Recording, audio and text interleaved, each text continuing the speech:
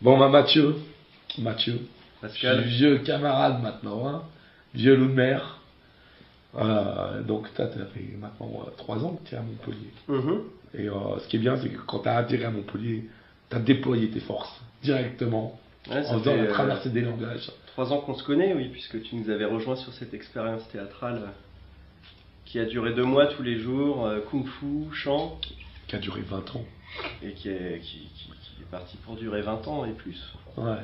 Donc là, on retrouve dans le spectacle du Code Noir Nathalie et Christine, qui sont donc pareil, hein, des filles de la première heure. Oui, des voilà, copines, première expérience en 2010. Et qui sont toujours là, et ça c'est chouette, c'est bien de porter des projets comme ça. Il faudrait que ce soit davantage fait. Hein.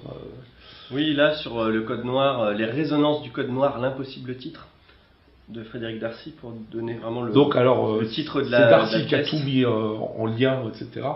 Mais il y a des passages évidemment qui sont issus du fameux Code Noir. Oui, parce que Frédéric Darcy, que j'ai connu il y a 10 ans, pour la première fois dans une expérience théâtrale d'Armand Gatti, metteur en scène, cinéaste, ancien résistant, qui a travaillé 2 mois avec nous de la même manière. C'était à Besançon l'été 2003. Et vous étiez 2003 en 2003. En 2003. En 2003, ouais. On était 37 stagiaires de 15 pays différents. Ah oui. Et on avait 22 ans à l'époque. Ouais, c'est ça. Hein. Donc il était à Nanterre, moi j'étais dans une autre université plus technologie à Compiègne. Et à la suite de cette expérience théâtrale à Besançon, on avait travaillé sur les mathématiques courbes et la lutte contre la ligne droite. Impossible. Voilà, c'est ça la ligne. Donc l'idée c'était de faire exploser la ligne droite. Enfin, en exploser, une multitude. Non, mais la faire exploser pour qu'elle se retrouve explosée en une multitude de segments, des bâtons courts et des bâtons longs qu'on manipulait sur scène afin de faire vivre sur le plateau, sur la scène de théâtre, le Yiking, c'est à le ce livre moment-là chinois que tu te mets d'imitation. à manier le bâton ou tu le faisais déjà Non, c'est à ce moment-là, ouais. D'accord. Donc c'est aussi. Ça, c'est encore le cas aujourd'hui. Il faut savoir que les stages de idée au kilogramme sont notamment faits de kung-fu, de bâton, de méditation, peut-être même avec Héloïse. On reprend dans notre manière de faire du théâtre avec les groupes conformes les 3 éléments essentiels qui sont liés à la démarche de Gatti, enfin les 3 outils. Les 3 consignes. Les 3 consignes qui sont les arts martiaux pour la tenue du corps et l'expression d'un langage corporel, et le chant choral, et l'écriture. L'écriture, qui je suis, à qui je m'adresse, répondre à ces questions pour les gens qui participent avec nous. Et donc tout ça, c'est ce qui vient nourrir le texte de théâtre, qui vient nourrir l'expérience théâtrale. Donc là, pour le coup, là, l'arbre, c'est Darcy, pour le Code Noir. Alors voilà, donc Darcy, lui, après qu'on s'est rencontrés, je ne sais pas s'il connaissait déjà Bob avant 2003, mais c'est vers 2003-2004. En 2004, Frédéric part 3 mois à Haïti. Et Bob lui l'envoie vers des artistes, des peintres, des musiciens, des poètes, parce que Darcy fait une recherche pour son mémoire de théâtre sur le théâtre haïtien contemporain. Tout le théâtre haïtien tel qu'il a existé sous la dictature du Valier, père et fils, à la fin de cette dictature, comment ce théâtre a continué à exister. Et c'est comme ça qu'il avait rencontré un jeune metteur en scène, Guy Régis Junior, et le théâtre qu'il pouvait faire dans la rue, à Port-au-Prince, etc., etc. Donc c'est à la suite de ce voyage que Frédéric a commencé à vouloir écrire une pièce sur Haïti en partant du Code Noir. Il en a écrit plusieurs versions. Donc aujourd'hui, on a la version la plus récente sur laquelle on travaille. Donc le Code Noir, c'est un texte qui est promulgué en 1685 par Colbert sous Louis XIV pour légiférer le commerce, la traite et la vie des esclaves dans les colonies. Pour légiférer dans le sens mieux contrôler, c'est ça hein. Mieux contrôler. Donc il y a une espèce de justification humaniste au départ. De Colbert ? Oui, mais bon, elle est vraiment. C'est l'humanisme de l'époque alors. Oui, mais c'est un humanisme qui vise à dire il faut reconnaître aux Noirs, aux esclaves, le droit, le devoir d'être chrétien. Oui. Donc on commence par ça, le code noir, baptême. Baptême. Enfant de Dieu.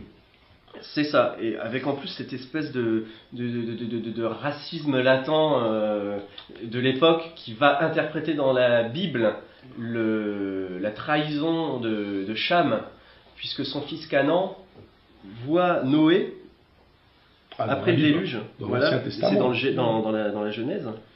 Donc il voit son père nu. Mais pas ses deux fils, pas ses deux autres fils. Et donc il dit, parce qu'il était en état d'ivresse, on ne sait pas trop pour quelle raison, Noé, c'est un passage très très court.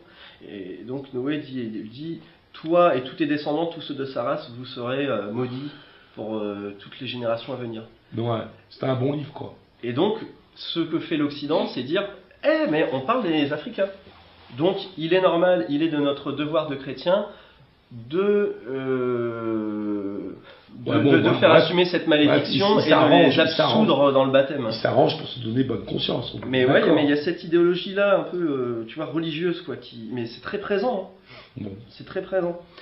Après, le code noir, c'est une suite de thèmes visant à la répression, à l'organisation du transfert. Ouais, l'organisation du transfert, la vie dans les colonies, le mariage, des questions économiques, de droits de succession, l'héritage, etc. etc. Est-ce qu'il est respecté au fait? Est-ce qu'il est utile, ce code? Alors moi je vous conseille la lecture d'un livre qui a été écrit par Louis Salamandas, qui est professeur de philosophie politique à l'université de Toulouse, l'université du Mirail. Et il écrit un livre sur le code noir qui détaille vraiment article par article. Tu l'as lu, toi? Oui, il y a quelques années, parce que ça fait un moment qu'on travaille sur ce thème avec Frédéric. C'est difficile sentimentalement de rentrer dans cette œuvre. C'est pas un peu la Shoah, c'est pas un peu le Mein Kampf, ce code noir? C'est difficile à comparer, mais en tout cas, il est vrai que c'est pas si difficile à comparer. Il y a 2 génocides, ça c'est évident. Ouais. Et donc ce code noir, c'est surtout comment un langage juridique vient effectivement énoncer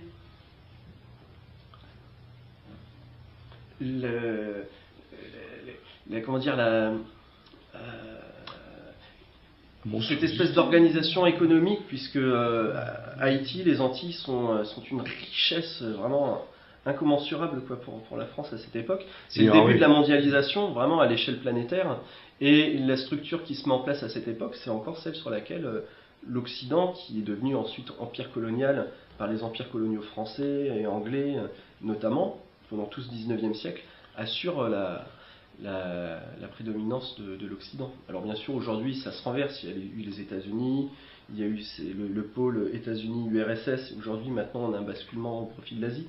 Mais en tout cas, c'est toute une histoire de l'Occident. Occident chrétien, Occident européen.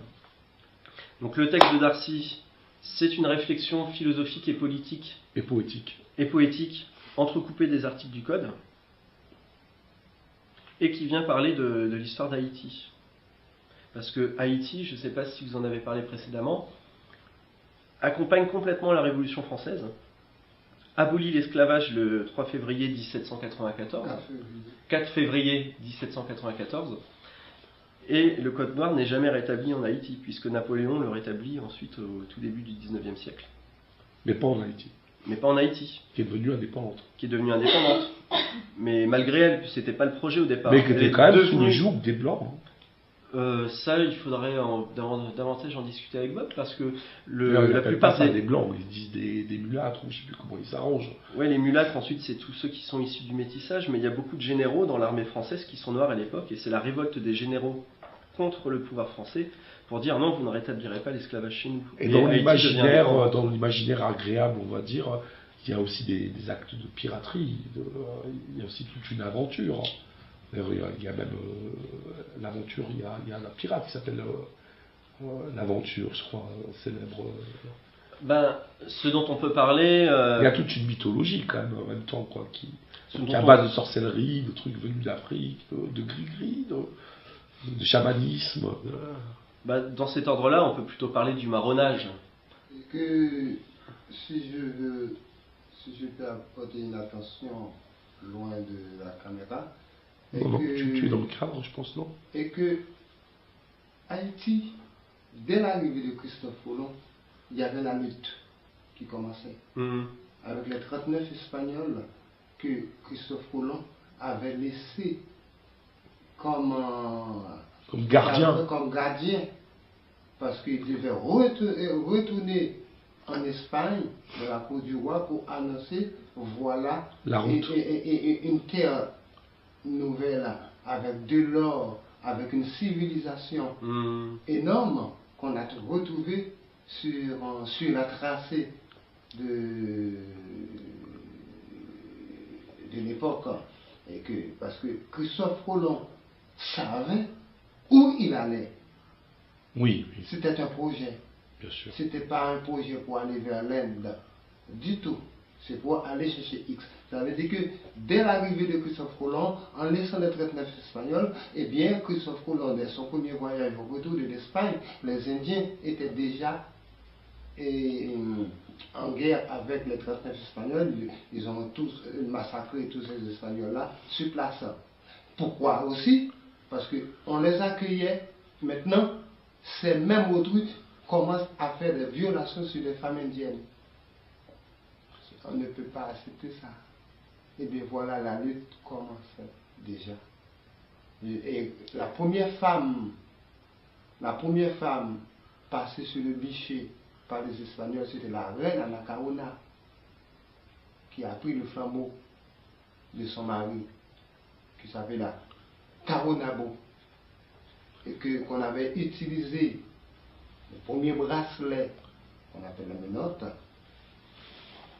à trahison, et qui devait rentrer en Espagne pour y juger, mais lui, il a prononcé la parole célèbre aussi, comme Toussaint Louverture, et qu'il a dit à Yabombe, vaut mieux mourir que d'être esclave, à Yabombe, et que moi, étant homme, j'y vais pas en Espagne, et que le bateau qui nous transporta va en retirer.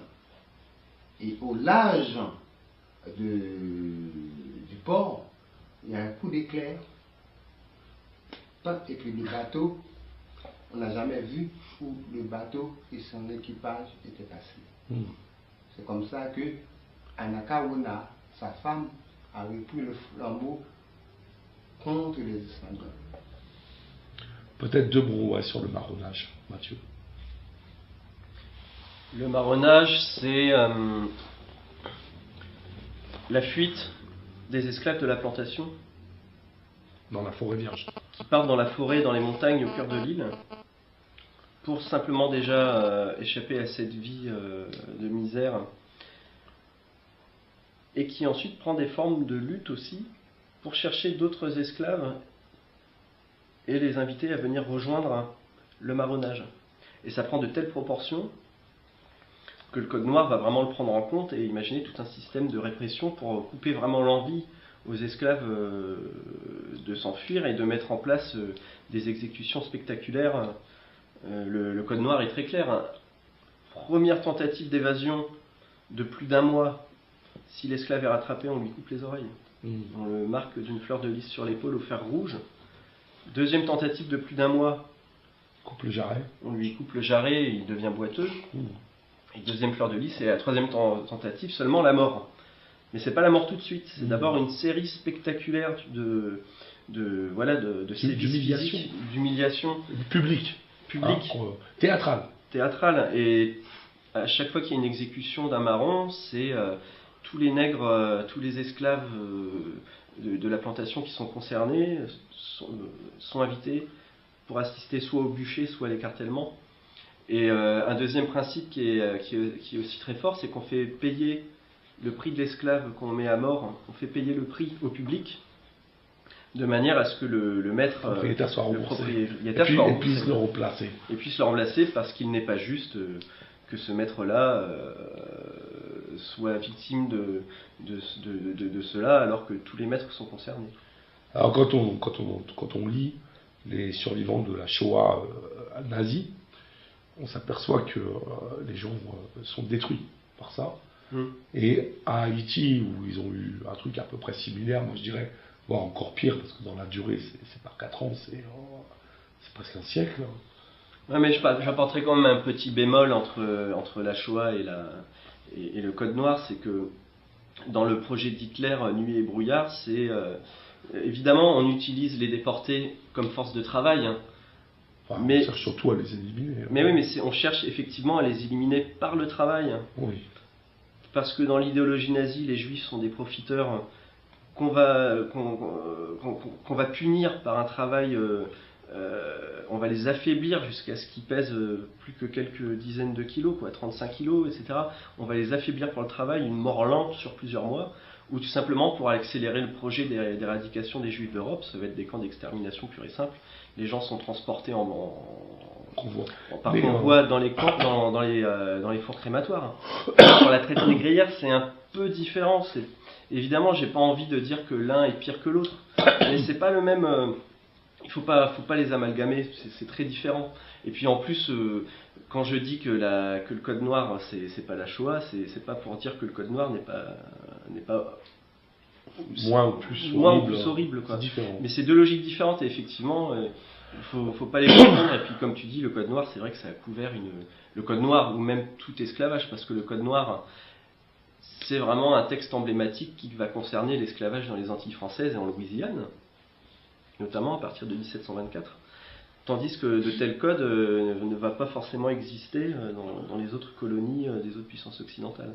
Alors juste pour finir quand même, on a tous assisté mercredi soir à l'Agora au quartier Saint-Paul à la Paillade, organisé par Mourdine Barra, qui fait bien les choses. Hein.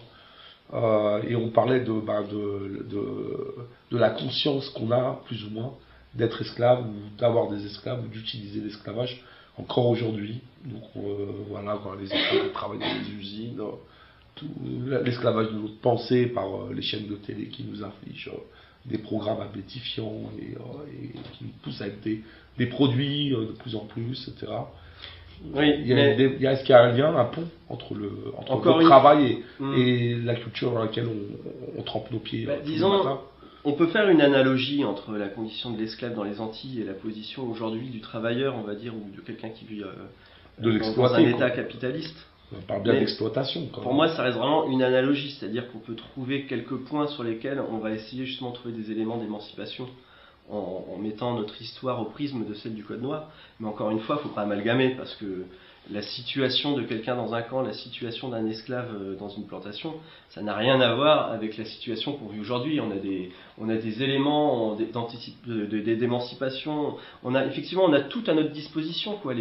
La conscience est là, prête on peut s'en saisir. Les gens ne le font pas, mais néanmoins, on vit dans une forme de. Là, je suis en train de relire la Boétie, quoi, de servitude volontaire à l'égard de notre maître.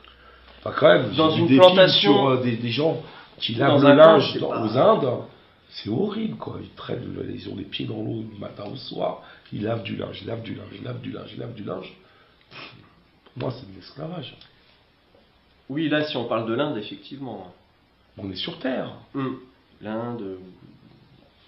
Plein d'exemples. Bon. La lutte continue. Mais en Occident, c'est quand même différent. Nous, on les paye, on s'arrange. Puis on parlait aussi de Frontex, des frontières extérieures. C'est nous, ça. Ouais. Moi, je dis qu'on n'a pas les mots pour parler. On manque des mots pour parler de ce qui se passe en ce moment. Bah oui, parce qu'effectivement, Marx, quand il commence à mettre en place la lutte des classes, à l'énoncer, et ça nourrit encore beaucoup nos imaginaires. Alors. Pour lui, la base, ça va être l'ouvrier. Aujourd'hui, l'ouvrier est devenu un consommateur. Et il va y avoir des gens qui vont être encore plus surprolétarisés que lui, à savoir les gens qui vont se retrouver au chômage. Les gens qui se retrouvent au chômage, qui se retrouvent avec rien. Donc, tout ça, ça marche très très bien, c'est bien fait. On vit dans un état-providence où effectivement il y a toute une assistance sociale qui apporte un peu d'argent. Effectivement, c'est pas suffisant. Et ça rentre dans la logique économique, puisque c'est une force de travail de réserve. On leur donne juste de quoi bouffer. Et après, effectivement, encore plus surprolétarisés que ces personnes, il y a effectivement tous les gens qui arrivent en France pour chercher un mieux, échapper à la guerre, échapper à la misère, avec effectivement quelquefois de s'imaginer qu'en Europe tout sera plus facile et qui se retrouvent effectivement dans des situations à la merci des marchands de sommeil, recherchés par les flics, tout ce qui va être les travailleurs clandestins sans papier. Et effectivement, eux, vivent dans nos pays des situations qui sont effectivement... on ne peut pas comparer au code noir, mais il faut savoir... Il n'y a pas de code, voilà. La grande différence, c'est qu'au fond, il n'y a pas de code. Si, il y a un code, puisqu'on parlait de Frontex. Par exemple. Mais c'est pas tout, Frontex. Frontex, c'est pas le sentier à Paris avec les travailleurs pakistanais payés au jour ou à la demi-journée.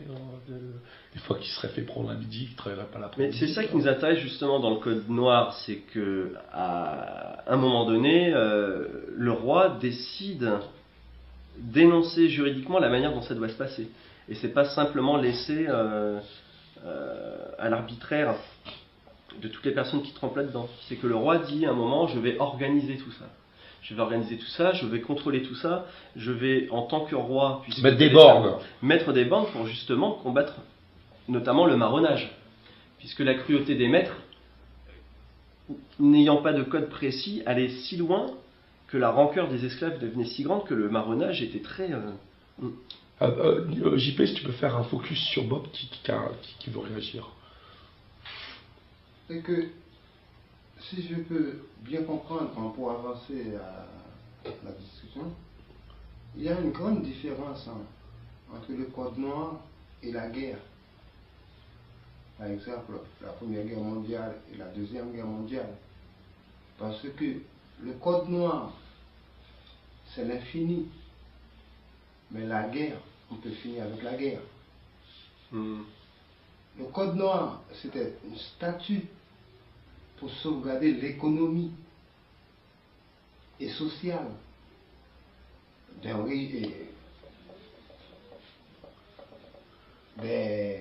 grandes tendances. La guerre, c'est pour, on peut dire, ça rentre dans le cadre, on n'aime pas telle race d'hommes, il faut finir avec. On va prendre son pays maintenant pour exploiter l'esclavage.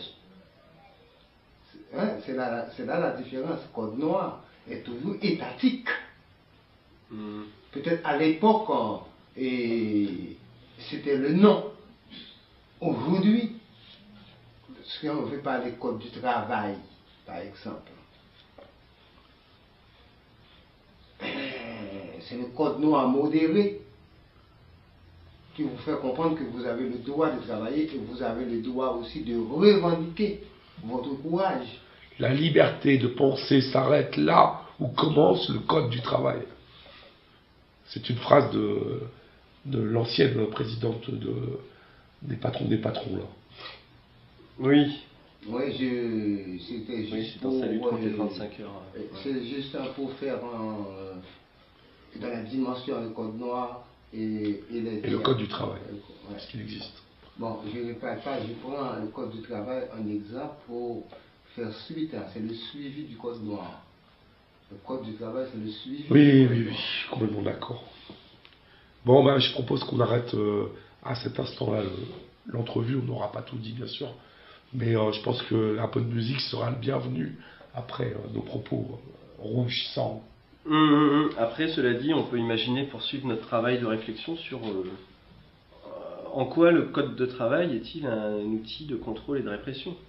Effectivement, là, on est vraiment dans tout ce qui va être les problématiques de biopouvoir, comme en parle Michel Foucault. Mais ça mérite d'être un peu exposé et réfléchi pour pas non plus... Il faut éviter les raccourcis, quoi. Organisons-nous. Hein. Et puis, Bob, tu reviens à Montpellier. Je reviens.